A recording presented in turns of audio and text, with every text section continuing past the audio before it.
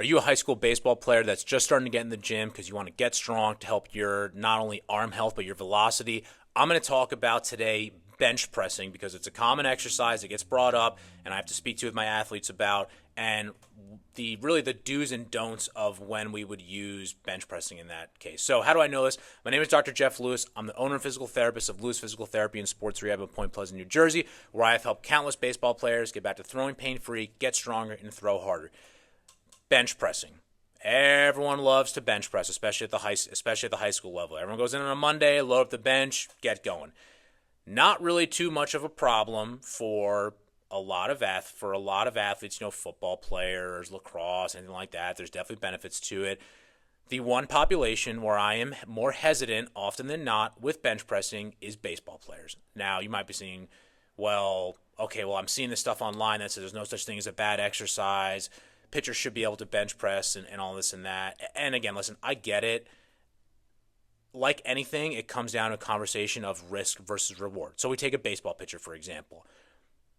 The ability to throw a baseball, so to pitch more than anything, that is probably one of the most stressful things that is put on the human shoulder compared to any other task. More than throwing a football, javelin's probably around that, probably around the same point with that.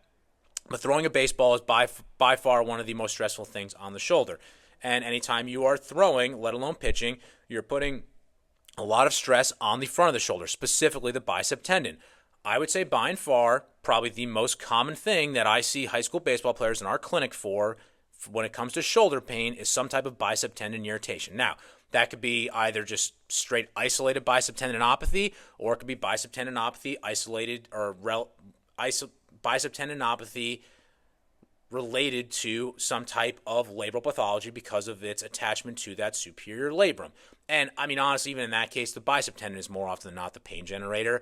So it really comes down to, if we're putting a lot of stress on that bicep tendon, maybe we don't necessarily want to be doing a lot of stuff that's going to just put it at more tendency to flare up easily outside of this. And that's where I think barbell bench pressing, what I'm talking about here, that's where I think barbell bench pressing comes into play in this case. The problem with barbell bench pressing in some cases is you're locked in a certain range of motion. Most people just do not have the scapular stability in order to properly stabilize their shoulder. Otherwise, it just stress all goes through their bicep tendon. And as a result, it might not be painful during the movement, but in my opinion, the more someone bench presses, the more they're naturally just going to be putting more load on that bicep tendon, and potentially the easier that it takes and the less stress that it takes, less throwing it takes for that bicep tendon to get flared up from throwing in that regard. So that's really, like, in these cases, I really am just not a huge fan of barbell bench pressing. I will absolutely dumbbell bench press and have guys heavy dumbbell bench press, either just straight regular dumbbell bench press, incline, alternating to get more time under tension. There's a lot of different variations there. We might do a lot of push-up tempo work, some type of weighted push-up with chains or a plate on their back. If I really want to get some type of heavy pressing, by and far, though, I'm going to do some type of split stance landmine press.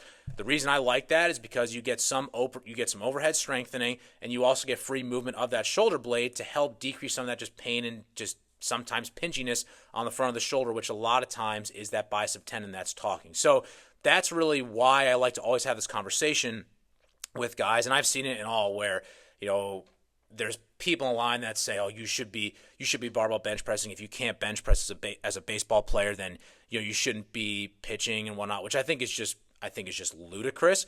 Our job at the end of the day, either from a PT and a performance standpoint, is we don't want to do anything that is going to put them in less of a position to succeed on the field. And in that regard, less of a position to recover from that standpoint.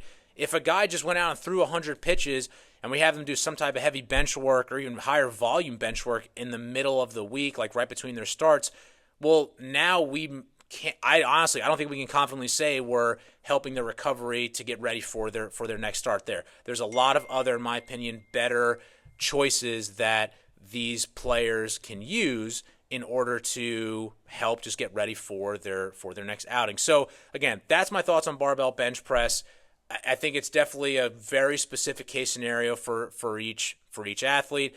I really don't see the benefit of having high school athletes do. There's a lot of different ways, and especially these guys have just probably not trained or not trained well for a while.